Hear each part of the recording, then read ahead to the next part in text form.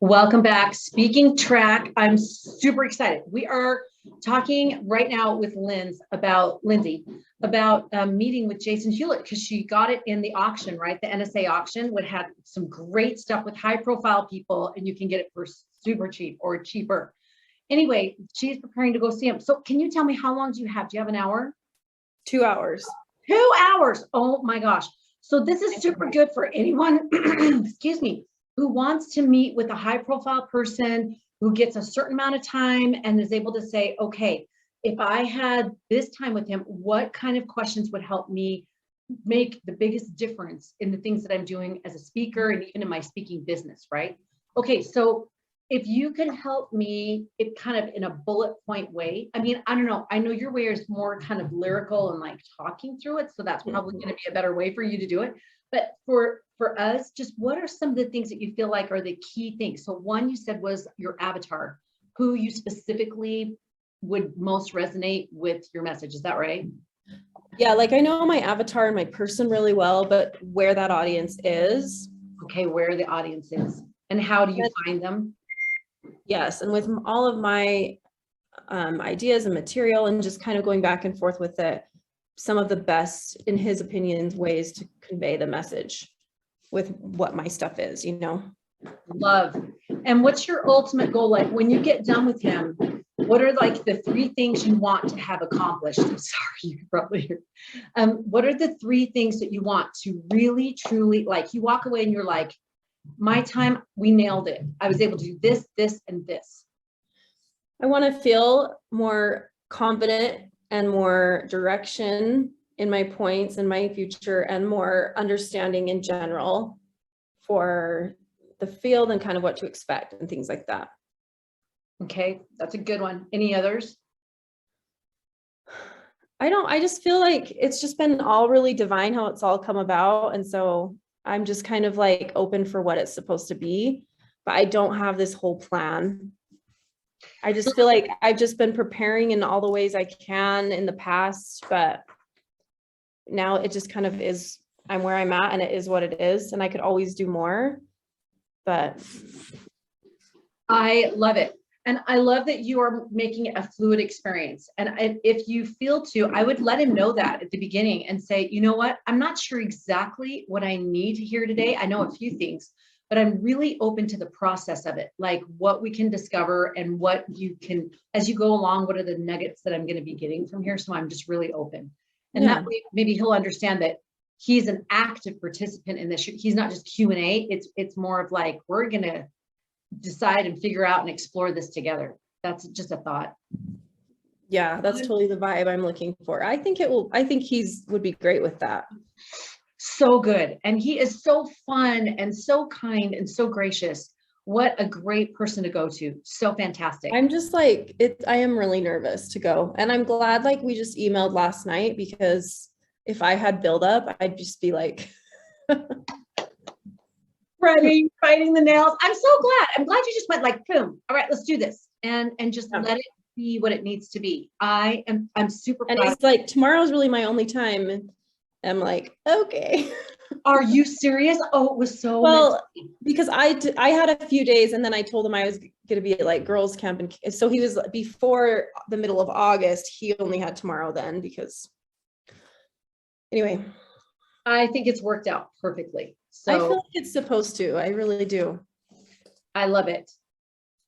You guys were fantastic. Okay, fantastic, Lynn. I just think that's amazing. And I know, Angela, you heard her experience from NSA and all the takeaways from that for the speaking, which was amazing. So many good things and so many unintentional takeaways, right? That weren't just from stage or from the things that they set up. It was all those other woven in things throughout the weekend. So it was so fantastic. Love it. Any other wins or takeaways? I know you shared a bunch yesterday, but any other wins or learning that you wanted to share? For me, from influence, or just in the last week, whatever. Just in the last. I mean, one has just been like, I'll feel these things. Like I keep feeling like I want to partner with someone and kind of go do things in this way. And I feel like something coming in, but I usually kind of wait, like just let inspiration come or let God. And I just really felt like God will totally be there with me, but like make the things happen that I want, like go out and actively seek and make this creation that I have in my mind, like just make it be. And just, so that was another big takeaway I was thinking of this morning. Love. And it's such a balance, isn't it? Because like in D&C, it talks about, okay, don't be, be anxiously engaged in a good cause. But then in Mosiah, it says, don't run faster than you have strength, right? So it's this balance of like, okay, I'm being proactive, but then I'm learning to rest and be still and receive, right? And then and trying to switch those gears. So I think it's, for me anyway, it's a constant trying to keep that ear and that openness to, okay, what now, instead of just going pell-mell or just kind of being like, well, whatever, he'll drop it in my lap. So I love that. I think I love that it brings to mind, if you didn't see the recent images from the Webb telescope, did you guys happen to see those at all? Yeah, I did. What did you think? It's just incredible. And you can't even wrap your mind around what you're even seeing, really. Can even fathom it. The beauty of these galaxies that we're seeing from 4.5 billion years ago are just, it's like going back in time in this snapshot, and we get to have a little ringside view. It's unbelievable and gorgeous. But I saw one picture that had, it said, it's this picture that you're seeing, and it was all these lights, right? Just all these lights and just kind of different sizes and stuff. And there were just tons of them, tons of them. So black with all these little lights. So it looks like it's in space. And the person said, this picture is as if you had a grain of sand on your finger and you're holding it out about this far away. That's what you're seeing. And in the square, like about the Zoom square right here, he said there are trillions and trillions of galaxies and stars. Trillions and trillions in that grain of sand. And immediately I thought about Abraham. I thought about the grains as the sands of the sea. And as I thought about that, what you were just saying is that it needs a catalyst, right? All those elements are there, but it needs the chemical combination. It needs a catalyst. It needs something to be able to start forming things. And you think about the 6 days of creation, where a seventh day was rest, right? But in those days of creation, there was a building upon the next thing and the next and the next. There had to be the separation of the land and the water and the lights and the firmament. And then there was the grasses that were available, because that was going to what?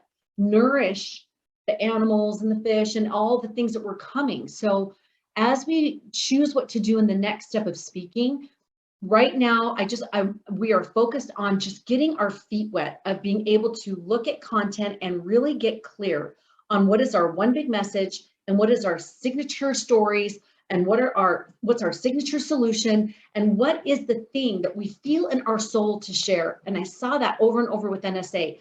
Know that signature solution, know what that content is, that core content, then get it in that 3-point mini keystone keynote, get it outlined in that keynote, and then your signature approach, your vibe, your feel, the stories that you share, the way you share it, the humor or the examples or the connection, have them turn and share with each other, the signature approach that you have that will make it so good.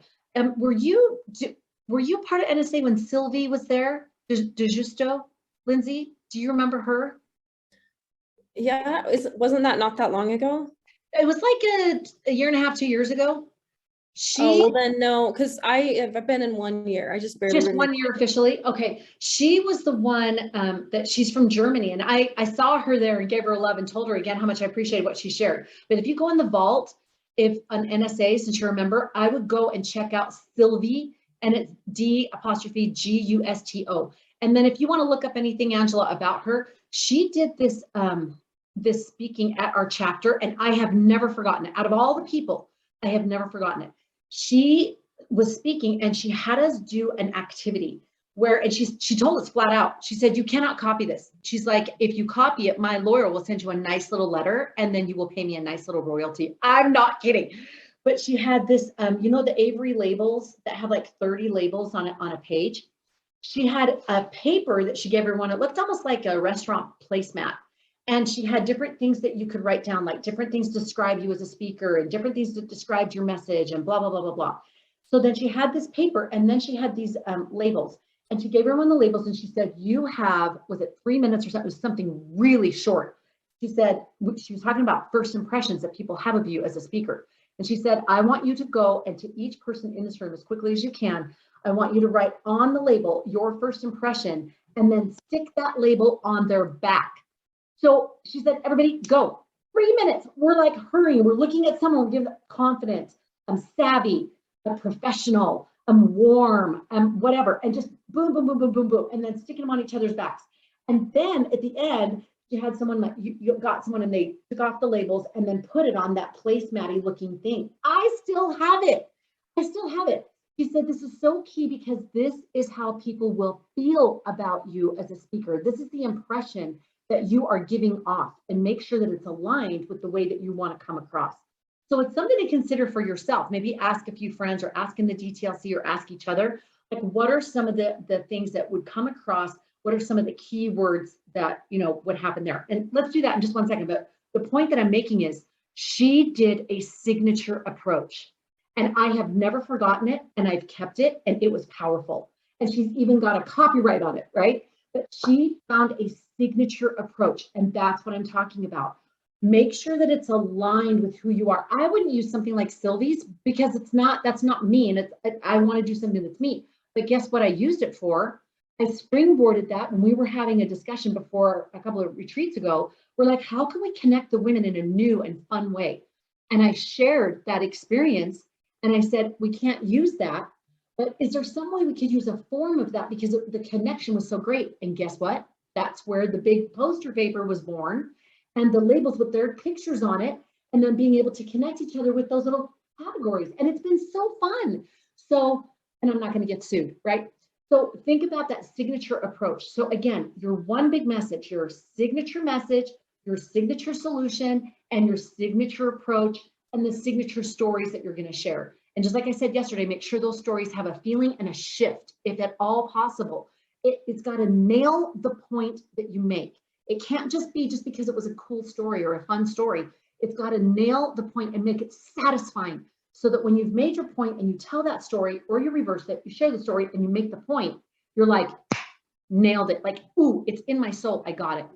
So really fast, Angela, just really quick. If Lindsay was going on stage, what would be 3 words that you would use to describe her? Just like if you were thinking, oh, I wonder if I want to go to her class. What are 3 words that you would say about the feel she gives off? I think she gives off a vibe of she's wise and thoughtful. She's approachable. And she's more intuitive, but she gives me a feeling of calm and wisdom, and that she doesn't make me frazzled. You know what I'm saying? I don't know. Is that what you're looking for? Yes. And that's just off the top of my head right then. So no, I love it. And that's exactly what we want. I don't want you planning this out. That's the first impression we have.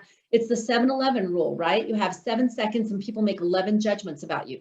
So think about that. Lindsay, what about for Angela? What's the thoughts you have about her?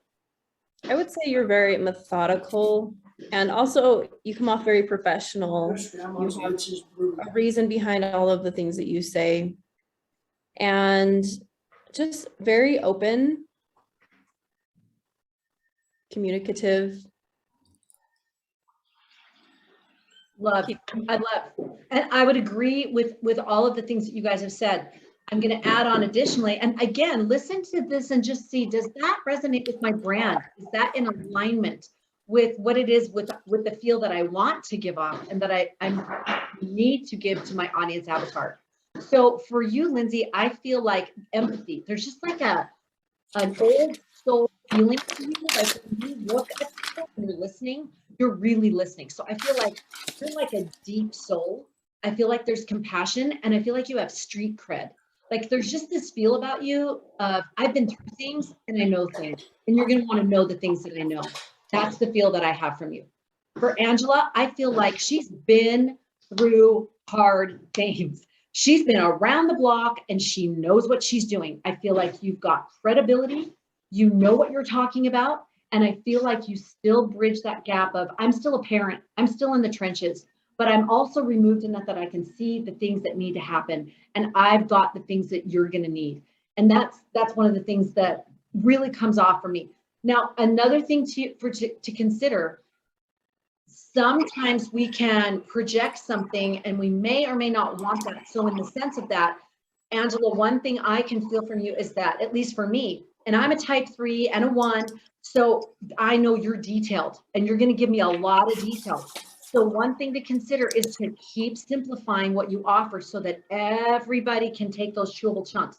And those that want more detail, they can get more detail from what you're going to share with them later or whatever. They're going to be your best customers, I think, because they're going to be like, give me a system, show me the details. I want all the things, right? So something to consider. Right. And Lindsay, some people may want a little bit more of like a professional feel or a more cred feel or whatever, something like that. I'm not saying you need to do that, but those things can also be simply done and addressed by, like, your logo is so sharp and the materials you have are so sharp. So again, if we want to be, this is just food for thought, but I've seen this, when we want to be a little bit more like our own style and our own vibe, that means that we have hit and crossed our T's and dotted our I's, which you're really good at, to make sure that they go, oh, that's her style. And it's not just, oh, that's just kind of, because, you know, like she's being more casual or whatever. Does that make sense? It's just a thought, just food for thought. But the more that we have those other things in a row, the people will feel the relaxedness of it, of she's got me. Like, I love her chill style and she's got me. She knows what she's doing. When you've given your card, you've showed the black book, you've shown the things, I've been like, oh my gosh, this gal is on. So that's just something to remember and something to consider if it's helpful at all. Awesome. I love these things. So by this, I wanted to ask you guys a question. By this time, we're on our 7th week, which, if you can believe, the biggest question that I have for you guys is we've slowed it a little bit in July. It's been a little crazy, but I'm gonna mute you, my love, just because we can hear when you're shuffling. I would like to do, I know we have a 12-week speaking program, but I would like to add on a couple of weeks if you guys are okay with it. Now, if you get to the point where you're like, no, I don't need a couple of weeks and I'm fine, that's totally fine. But even with the last speaking group, we ended up adding on a couple of weeks because people wanted to finish things and finish details. We're also going to bring in some of the DTLA and some of the newbie women that want to come in, and they're going to start doing their keynote things and things like that. But we're going to be talking about speaker one sheets and those kinds of things and getting the gigs and all of that. The concern that I have is I really feel like there needs to be more time on the keynote. Now, we've been moving every week and doing stuff, but I've let you guys kind of, and not take this in the right way, I've just let you kind of do more of, it's summer, I don't want to be stressed. So don't stress out, just take the pieces as you do and then do them and record them. So I would really love, before we move on, I need you guys to have a rough, clear keynote. And if possible, a final rough keynote. Now, it's always going to be changing and things like that. But this week, I'm really asking, and I know, Lindsay, you've been changing and developing and things like that. So I'm not stressed about this. And I don't want you guys stressed, but I am going to keep a loving nudge, okay? I would love for you guys, because once we've got that keynote, then we can go really delve into those signature approaches, the way you're going to deliver it, doing your one sheet, how to get the gigs, and all that other kind of speaker ticky-tack, not ticky-tack, but like those more detailed things. But until you have a signature keynote, we really can't go into those things. Does that make sense? So, and I appreciate that, because I really, sorry. Oh, go ahead. I really feel like I've been trying, but kind of just doing it, and I want the structure. I don't want to slow down because it's summer. I need to make this time really worthwhile. So I think having a couple extra weeks, even though I don't want that, I think it's important to have that, you know, because I want to thoroughly do it and do it well and know that it's done well, and not just be kind of like, am I doing it? Is this okay? Is this what it's supposed to be? And just kind of wondering. So I appreciate that. You are so welcome. And when I say slow down, just know we're still in step with the schedule, but where I would have had maybe last week or even the week before of like, okay, we need the final rough, and now we're going to do the final. I want you to have something, not just to say, I got it done. That's not a keynote that you're going to be able to use. So I want it to come from here, and you to really feel the passion behind your keynote, that you love the points you're making. You love the stories that you're sharing. Like you can't wait to give this keynote. You're so anxious to find the audience for this. That's the kind of keynote that we want to write. And we don't want to write any other. But in order to get to that keynote, I get it. We have to do different iterations and things like that. And I got it. So what I would love, I'm going to give feedback to Angela on her recording. I didn't think that you had recorded. Again, it's not a disc. We had a lot going on, but did you do a recording of the keynote at all, Lindsay, or no? No, I didn't. I did watch yours, Angela, though, and I'll send your thing, and it was so good. Thank you. I actually don't like my keynote at all. I'm like not feeling it for the whole thing. I'm just like, at least it's just inspiring that you're doing it. I'm just like, oh my gosh, I just don't even, I've been floundering to find my real keynote, and I was writing a keynote, and it's not my thing. Right, but getting the practice. Bits and pieces of it are, and the practicing and making myself go through it. I've learned a lot from it, and I'm going to continue on with that one, but I feel like I just need to scratch it and do the real one, but I got to find the real one. I love that. And let's, for a second, let's address this. I don't want to just skip on with this because this is key. And this will be something you'll keep coming back to. And I come back to this every time I'm asked to do a keynote, that I'm like, okay, I still have my talk that's 70% that like we do, right? That's why we have our Keystone keynote. We just reuse it and then we tailor it and personalize it. But every single time, like I said, with the life, what was the most recent one that I did? I can't remember, but the single conference. Anyway, that I was all set thinking, okay, I've already checked it with the gal. I'm going to do basically what I did Life After Divorce, but not, change a little bit of the thread that I was running through. It's going to be puzzle pieces instead of writing metaphor. Great, super. And I just kept a prayer. And then like the Monday before, no, that's not it. I'm like, I've done that sooner, right? But being able to feel the core components of that keynote. And that's what I would ask you guys to figure out. She's got her 4 Ps, and I feel like you're pretty solid on those 4 Ps. Is that right, Lindsay? Yeah, because that was her aha of, oh, okay, I've got those 4 Ps and I know that's my core. It's so hard, Angela. You've got a lot of amazing content. It's going to be nailing it down to those 3. If you had the microphone, it's your last minute on earth. If you had a parent that was struggling, what is your go-tos that you share with them? What's the things that you keep coming back to that are just basic core? Like whenever I ask people about, what's your why, or what's your purpose statement, or do you have your 3-step life plan? Like, what are these core basic things? Does anything come to mind? Just write it. Don't think too hard about it. Anything come to mind? Think about conversations you've had with people. What is it that you find yourself telling people over and over? I don't even know. There's just the whole parenting thing. There's so many parts and pieces. I don't know. I have my 7 never evers of parenting and the 7 C's that are the solutions. And I kind of feel like that's my main push, but there's too many of them. So they can't really be a keynote, but in a keynote, I could address a couple of them. So it's more appropriate for a book than a keynote. Yeah. And so that's what I have a hard time with is there are 7 never evers. Let me ask you, on those never evers and the 7 C's, successful C's, I would add something on. If you have never evers, I'd say something like successful C's or something. It says it's successful. Yeah. Yeah, there you go. Is that the core stuff that you're like, if I'm dying right now, that's the core that I want to share with the world? Is that the core stuff? I think so, because it's the 7 things you should never do, but it's kind of a twist. Never lie to your children is basically don't say you're going to be grounded forever. It's being consistent. So the opposite, the 7 C's are the opposites of the 7 nevers. And so if you stop doing those 7 never evers and you do the 7 C's, it includes everything like cherishing your child, having consequences, not raging, taking care of your own stuff. So those 7 of each, the 14 things, encapsulate everything that I think is most important in parenting. I love. Okay, that's it. If that's the core, then draw from the core. Now look at Stephen Covey. He has the 7 habits of highly successful people, right? And yet he still does keynotes on those 7 points. So you can decide if you just want to hit those 7 C's and just say, these, here's the quick 7 C's, and then I'm going to focus on 1 or 2 or 3 top successful C's that we're going to practice today.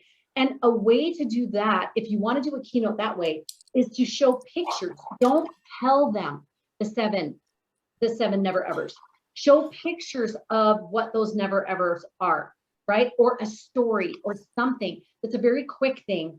And then being able to say, okay, on these 7 never evers, these are things that we've all done. And you could do a survey at the beginning. You could do something cool that way of saying, have you ever, and then do. And they just take a personal survey. They don't share it. But has anybody got one on there, right? That you've never ever done? How many felt that they had more than one on there? And then just have them raise their hands. So we don't shame them and say, you know, good news today.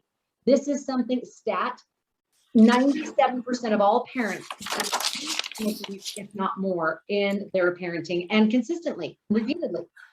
I'm going to give you 3 successful C's that are the opposite, that are the beginning of helping you get out of those and will significantly change the life of your children, right? And then you give a stat or a story Right. on how it actually changes the outcome. And then you're Right, because I want it to be positive. Yeah, Exactly. so that way you're just briefly touching the 7 negatives exactly, you're just going so that they can pinpoint it. see that we do them and then say, here's the positives. Because it's all about emphasizing the positives. Sorry, I don't mean to interrupt you. No. I seem to keep doing that. Sorry. You're not at all. No. This is a back and forth. No. That's exactly right. So again, you don't have to do it that way, but I would touch on the 7 C's, make it your signature thing. That's almost like your initial survey. How are you doing as a parent?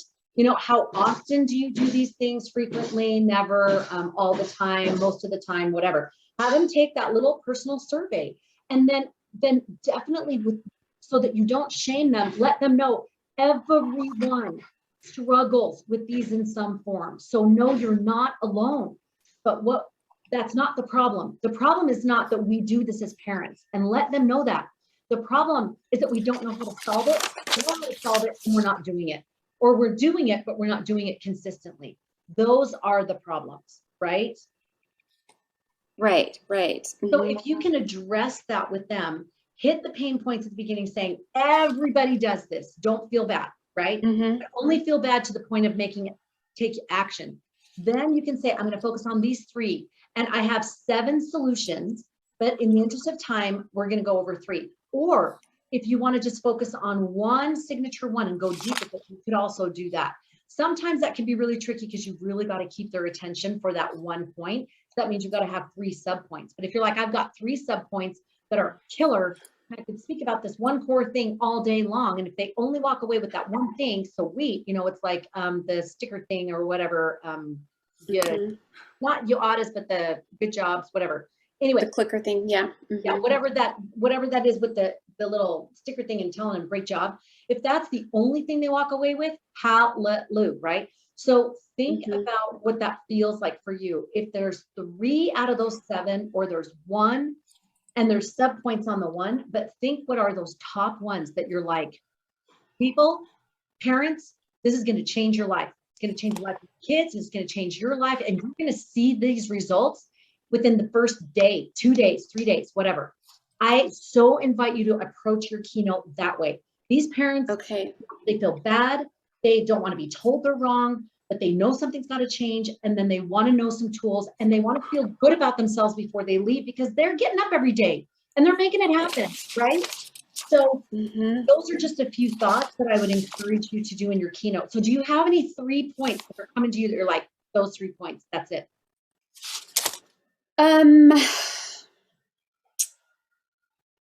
Yes. So I'm kind of combined a few of them and changed and added things because I don't want to leave anything out. So I think cherishing the child is a really huge thing. That's the part where it's seeing the child, really making that heart-to-heart, soul-to-soul connection every day.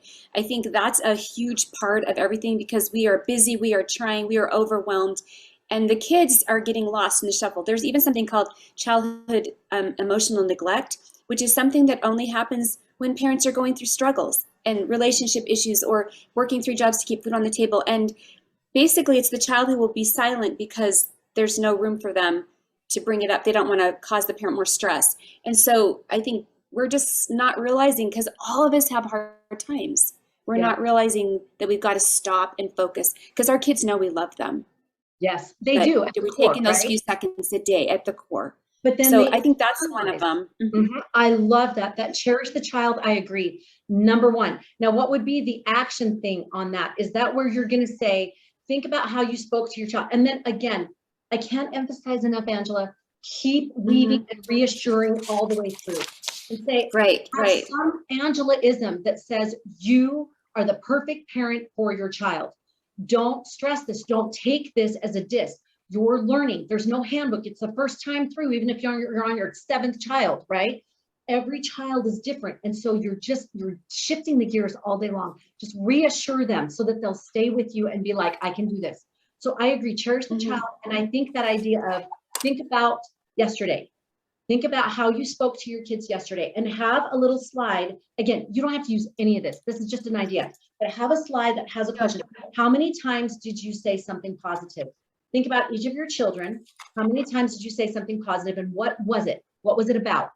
Right? Was it achievement? Was it grades? Was it, they did a job and they finished it. So what was it about? What did you say positive? How many things and what was it about?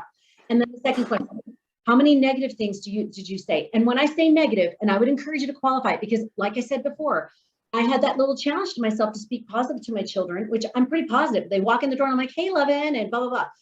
But I did not realize that some of the things that I was saying as a mom were coming across negative, where I was just doing mom stuff. Like, hey, we got to go here and let's get this and grab your bag. Yes, the directing. And that was one thing I left out of the Keynote plug and play. I left out the directing. But directing is huge.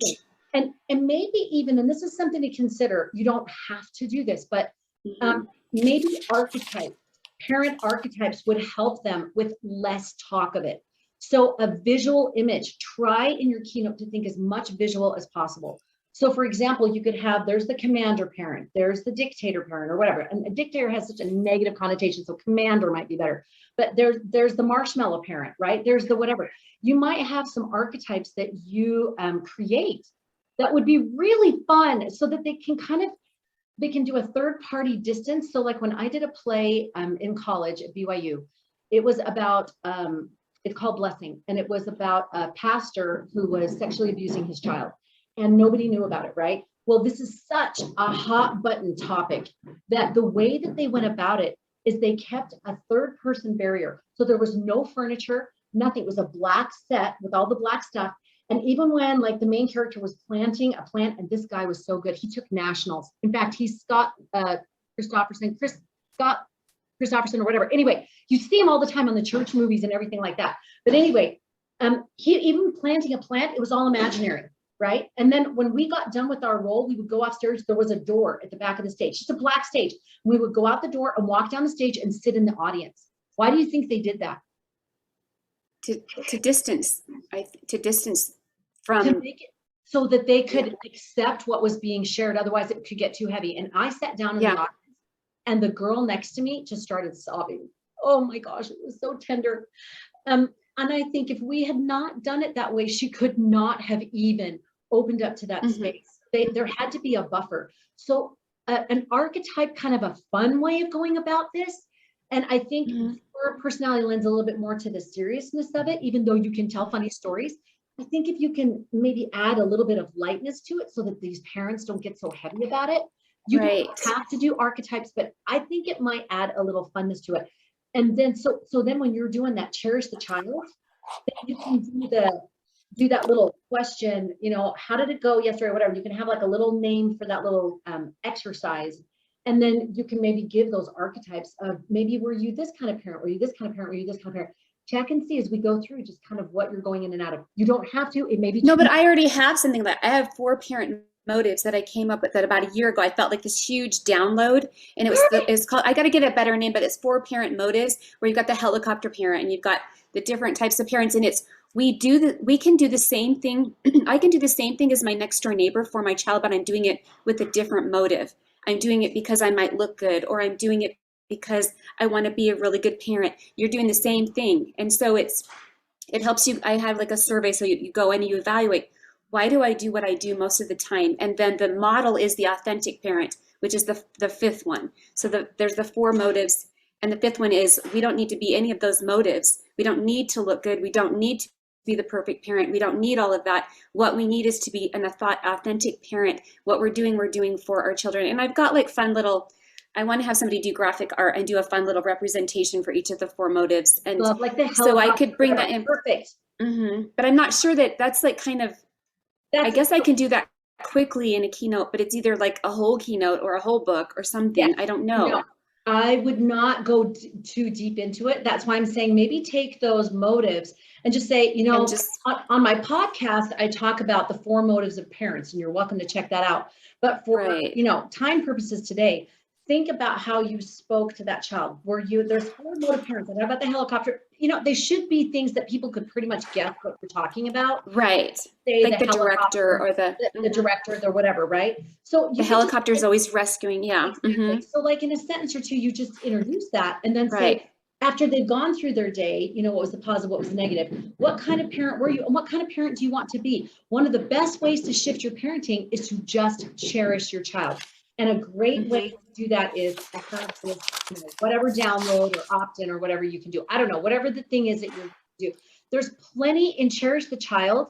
There's plenty enough for you to just do that exercise so they can start thinking about how they want to be a good parent, and then just give them one good do that they can do. So you could save the opt-in until after you've done 2 of your points, and then do the opt-in and say, this opt-in is going to help you cherish the child and do the second part and do the third one that we're going to talk about.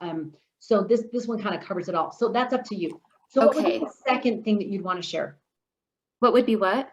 What would be the second core point? The second. It's because you're asking me that I can't think of them right now. I know. Okay, then you go. Gosh. So let me just think. So I have them right here. So, so the C's. Okay. So this one I don't have a good name for, but it's calm. I need another name. So to me, there's my dad calls it military bearing. I call it a Christ-like bearing, where no matter what happens, you have that Christ-likeness, or you have the military. The military thing is that when you're a military officer, no matter what the situation around you, no matter what is happening, you are the officer. You are able and capable of leading. If you can't do that, you will not be an officer. So to me, it's that bearing. It's something about holding on to the core of who you are, who you want to be as a parent, and somehow, and it involves you have to take care of your own garbage, but you are present as a parent, as a person, that you are able to lead. It's not perfection. It's if somebody's yelling and screaming at me, I'm able to maintain that inner calm. And there's, because you have that, you've garnered that, you've worked on that, and you are able to, do you know what I'm saying? I got what you said. Okay, I'm not sure I'm saying it well because I haven't. No, I've totally got what you're saying. Brought it down. And I really like that title of Christ-like calm. I really love that. And you can say, if you have a different belief system, then just put someone that you know is calm in that space. For me, that's he was calm in every situation. Even when he was angered at how people were treating his father's house, he still braided his whip. He was in control. So you could even say a controlled calm or whatever it is. But I like that you're able to that's what it is. To do with the Savior. I think that's still a nice way to put that into your keynote, and you can do it if you choose. But that Christ-like calm, then the do part would definitely be what you said. Do your own work first. So when you're interacting with your child and you're like, why the heck can't they put away their clothes? I've asked them like 5,000 times and you're ready to just give it to them, right? Then you can say, is this my work? Have I done my own work, right? Right. Where's the trigger of this? And maybe stepping back, and that would be a great time to tell a story of, you know, my child, it was bugging me that they were doing these things. And then I talked to my friend and she was talking about her kids were doing drugs, and they were, she didn't know where her child was at night. And suddenly, you know, it put that they couldn't put their socks away in perspective, right? And whatever, like doing your own work first, finding some kind of a story or an activity, thought-provoking activity or something to be able to cement that. But I think that's excellent, because first you're talking about the way they're going to treat their children. And the second thing is you're going to talk about how they're going to take care of their own garbage, right? Their own stuff. So what would be the last C that you think would be the most important? And remember, we're leading them to action. So you've given them an action thing of a thought-provoking survey. How am I treating my child? Wow, I can see I need work. Then the second thing you're saying, in order to be able to respond to your children, you're going to have this calm. So you're going to have to do your own work. How do you do your own work? Well, they're already ready to do their work. So you're going to give them like a good, significant to-do activity so they feel like I'm doing my work. Like, what's one thing you didn't like that your parents did? And why didn't you like it? Well, they controlled me all the time, or they yelled at me all the time, or they whatever. And then you could have a little question in there. Do you do the same thing, right? And do you want to keep doing it? So then what's way to shift it? One way to shift it, whatever. Shift the legacy. Shift. And that's That's the last one that I think that you should do, is the shift the legacy, because that's your repeater. That's your thing of what is the action step that you're going to do to have them shift the legacy. Is there a C that is about shifting the legacy? You could do a C of change the legacy. Yeah, that might work. I have the ones that are most important probably are the consequences, the setting. And well, I think the one that I would want people to do is realize that there's a system that they need to carry out. So I have create and implement, or create and carry out a system. And that's because I'm reading Atomic Habits, and everything in there is behavior modification. So much from psychology, from neuroscience. And I'm like, that's the pleasure pain principle. He's like totally taken that and focused on habits, but he's using all these principles that have been around for so many years. And I'm like, it's so parenting. So basically he's saying the system, you've got to change the system. And that's what I'm trying to get parents to do, is say, in order to get rid of some of that parenting angst or that legacy that's from the past, if you have a system and you're consciously parenting through using this system, you're going to find more calm. You're going to be cherishing your child more. You're going to have consequences set up. Things will be clear for your children. So I think I love that. In fact, I think that last one, maybe consider, you don't have to, but consider consistent system, right? Something like that, because choose one word. And if you're like, well, I don't like consistent system, maybe create a system or something about a system, right? Because if you do that system, that's the setup for your story. I have 4, and I've got these special needs kids, and I was like, I'm finding myself in these, and then that's your vulnerability. I was not cherishing my children at times. I was not being calm. I was so stressed out, justifiably. Like anybody in this situation, I know you understand, anyone would lose it, right? But that doesn't help my children or me. So I had to come up with a consistent system, a system that I could use and that worked for them. Go through your journey of, I got my master's, I did this and I did this. And then I started finding the pieces that worked. And then as I found that, what you're showing them is, I've gone through all the work. I've done all the heavy lifting. So then when you get to the end of that, then you can say, I have a beautiful system now and it works great. And you can and now I teach it to people, and you can share a testimonial or a story of how someone used it or whatever. And you can say, I do have a free experience so that you can try one of these principles and see for yourself that doing one principle at a time actually does make a difference. And you can see results with this system, this little activity system. You'll see results within 24 hours, 48 hours, and it's free. Share very quickly. It's the good job, whatever. I can't remember the name you use it, but anyway. I'd be happy to. Yeah. I'd be happy to. That's it. I'd be happy to. And this system is so simple. Don't go into a whole lot of detail. Don't tell them how it works, but share the outcome. Like your son doing the vacuuming, the vacuuming, right? Where I think that was on the actual system thing. But when you talk about the system, share that experience, right? But then when you share about the opt-in that's available, share an experience where somebody's used it and the child just immediately is switched. Then to me, after you give that free opt-in, then you would come back and you would share again these principles. You can cherish your child. You can do Christ-like calm. You can do these things, and then share that bookend signature story that's still got the opt-in behind you, that signature story that shares how this stuff works, and it's one step at a time. And it's definitely every parent is in this situation and that they are totally capable of making change. And again, use that repeater phrase, shift your legacy, shift the legacy, shift the legacy. And remind them at the end, the baton has been passed. You now hold that parenting baton in your hand. Your ancestors have done I really like that. Yeah. And you could even have that baton and use it as a visual aid. And even when you're talking about, at the very beginning, you can say your ancestors, they had a baton passed to them and they did the best they could. And if you have them share some experiences of when they were parented and what they loved or didn't love or whatever, something they remember. And you can even do a funny thing where I remember my mom would let me have cowl neck sweaters. Do you guys remember those? Like in 8th grade, she said they make you look too old. I'm like, so I couldn't wear them, and I couldn't wear nylons when I was a cheerleader in 6th grade. She said it made me look too old. It was too old for my age. I was like, oh my gosh. Now she didn't want you to grow up. Yeah. That's right. And I can see where I'm doing stuff with my own kids that they're like, what the heck is that? Like, that makes no sense. Although I did let them wear nylons. Not that was a gift, right?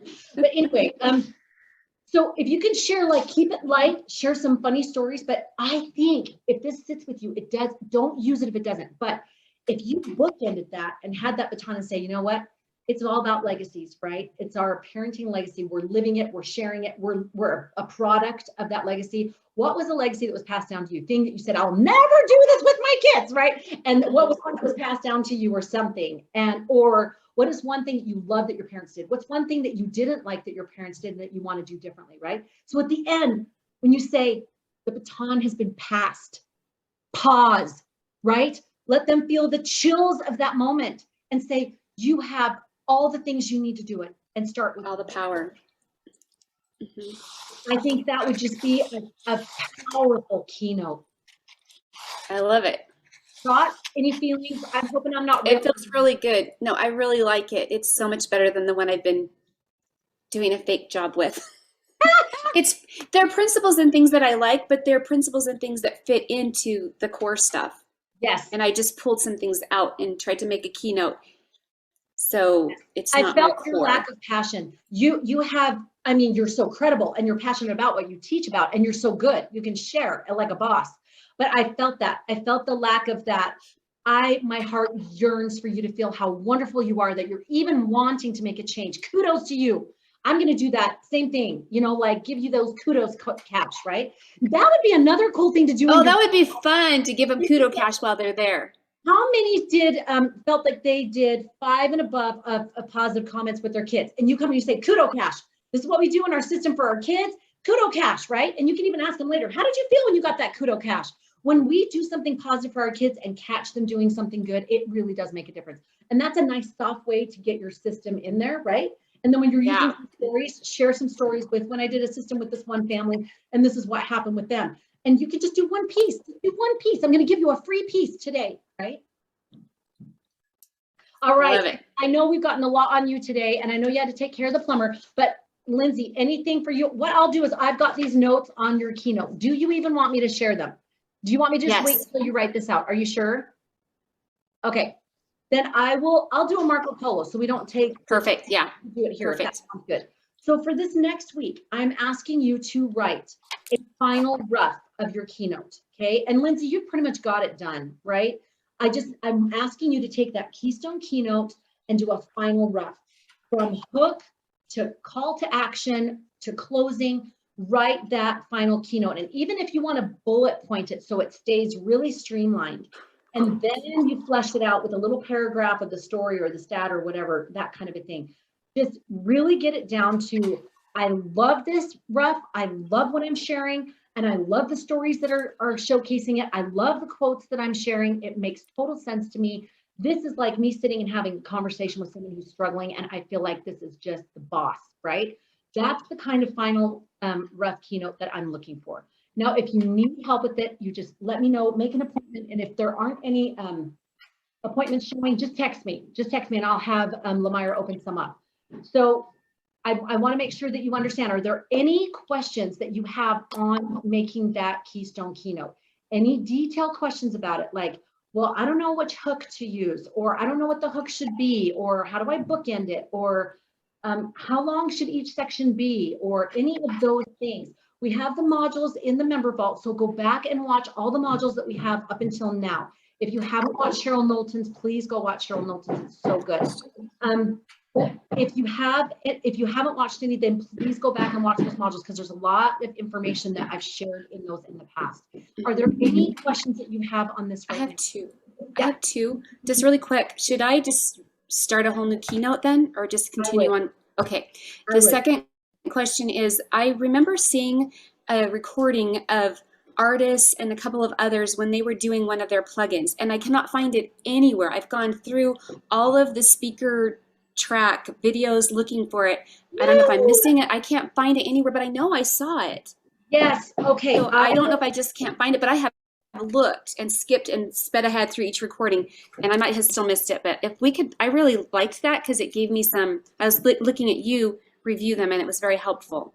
And we have the final ones that should be in there as well, when they did their final exit keynotes. Oh. So you should be able to see those in there too. So I will text Lemire and make sure that those are in there. I know when she was moving, that it was a little bit crazy, so she may not have gotten those in there, but I will make sure that those are in there. So is it Okay. helpful for you to see the ones that they did throughout, or just the final?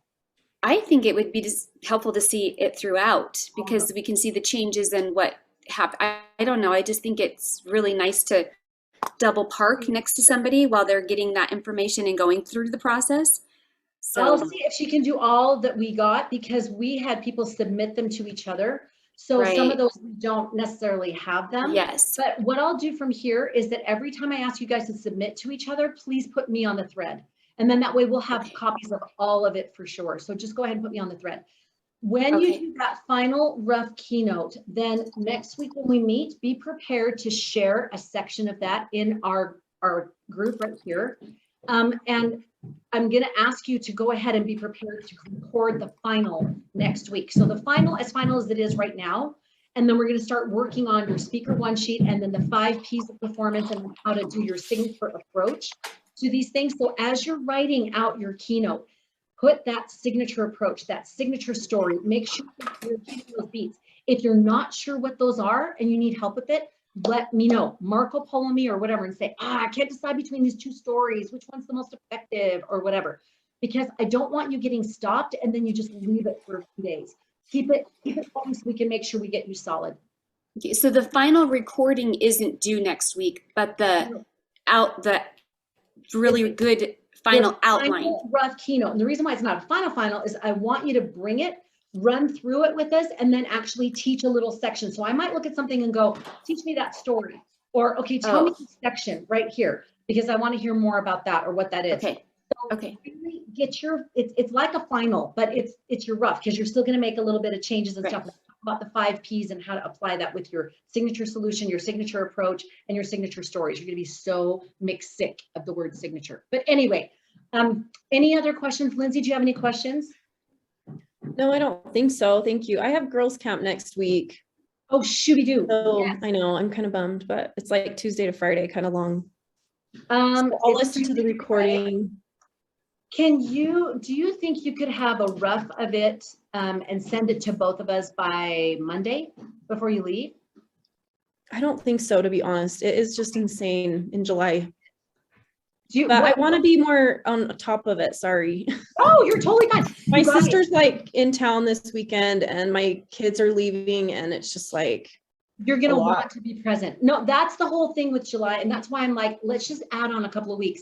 We're mom aunts. We do not do this like other programs. yeah. We're not like other girls. So we do it our way. And that's why we can just add on a couple and you'll still be present for your family. If there's something you can do, even if you get done with Jason and you want to bullet point some things that you do know, you're like, I know I want to use this for a hook. And if I were you, this is just me, I would take that time with Jason and do a rough keynote with him. You've got him for 2 stinking hours. I would do a rough keynote. Well, that's what I'm planning to do.